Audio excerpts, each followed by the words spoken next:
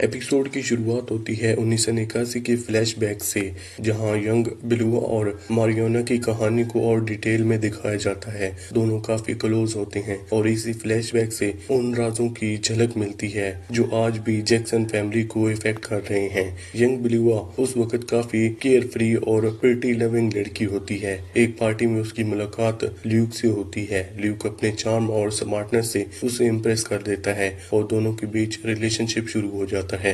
जब मॉरियाना को इस बात का पता चलता है तो वो बिलुआ को बुरी हालत में देखता है। बिलुआ उसे सब कुछ सीक्रेट रखने को कहती है। बाद में एक और पार्टी में मॉरियाना को पता चलता है कि बिलुआ प्रेग्नेंट है और ल्यूक को ये बात बताना चाहता है, लेकिन जब दोनों ल्यूक के पास पहुंचते हैं तो सिचुएशन अचानक बदल जाती है। बिलुआ रिवॉल्वर निकाल कर ल्यूक को गोली मार देती है और मॉरियाना ये सब कुछ देखकर शॉक में रह जाता है। इस फ्लैशबैक से नए सवाल खड़े हो जाते हैं। क्या रॉब विल असल में ल्यूक का बेटा है और क्या मॉरियाना ल्यूक के मर्डर की जिम्मेदारी अपने सर लेकर बिलुआ की मदद कर रही थी? इन सवालों का जवाब अभी तक नहीं मिलते। प्रेजेंट टाइम में बेथ, रिप और कार्टर 10 पेडल्स रेंच की 109th एनिवर्सरी सेलिब्रेशन में शामिल होने के लिए तैयार हो रही होती हैं। कार्टर अभी भी ओरिना के साथ अपने रिलेशनशिप को लेकर परेशान है। पिछले एपिसोड में उसने ओरिना को अपने दिल की बात बताई थी, लेकिन उसका रिस्पॉन्स अच्छा नहीं था। पार्टी में कार्टर देखता है कि ओरिना अपनी ही सोशल सर्कल को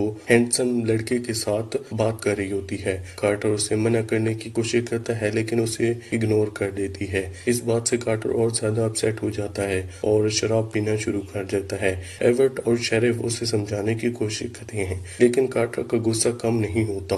नशा और फ्रस्ट्रेशन के बीच वो कंट्रोल खो देती है। गुस्से में वो दीवार पर लगा एक डेकोरेटिव हंटिंग ट्रॉफी उठाकर पार्टी में ले आता है और माहौल खराब हो जाता है। रिप उसे रोकने की कोशिश करता है, लेकिन इसी हंगामे के दौरान बिलुआ को हार्ट अटैक आ जाता है। बिलुआ पहले ही बहुत प्रेशर में होती है। वो रिटायरमेंट की तैयारी कर रही होती है और रेंच के फ्यूचर को सोर्स करने के लिए एक बड़ी बिजनेस डील फाइनल करने वाली होती है। जोकर ने रेंच के डेली ऑपरेशन को अच्छी तरह संभाला था, इसलिए बिलुआ ने फैसला किया था कि रेंच की कमांड उसको देगी। लेकिन सब कुछ तब बदल जाता है जब रॉब विल अचानक पार्टी में आ जाता है। रिहैब से वापस आने के बाद वो पहले से ज्यादा डेंजरस नजर आता है। वो सबके सामने साफ कह देता है कि रेंच उसके ऊपर उसका हक है। उसके रास्ते में अगर कोई आएगा तो वो उसे हटा देगा, जरूरत पड़ी तो जैकवन को भी मार देगा।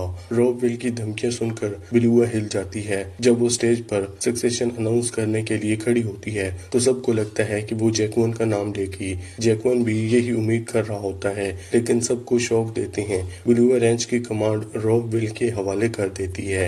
ये फैसला सुनकर बिलुआ और रिप हैरान रह जाते हैं। जैकवन का दिल टूट जाता है और रेंच छोड़कर चला जाता है। उसे लगता है कि इतने सालों की मेहनत के बावजूद उसे कभी वो इज्जत नहीं मिली जो वो चाहता था। जाते वक्त रॉब विल उसे वादा चुटका देता है। वो बताता है कि चैट ने जो उस पर हमला किया था वो उसी के कहने पर किया गया था। इस सच के सामने आने के बाद दोनों के बीच दुश्मनी और गहरी हो जाती है।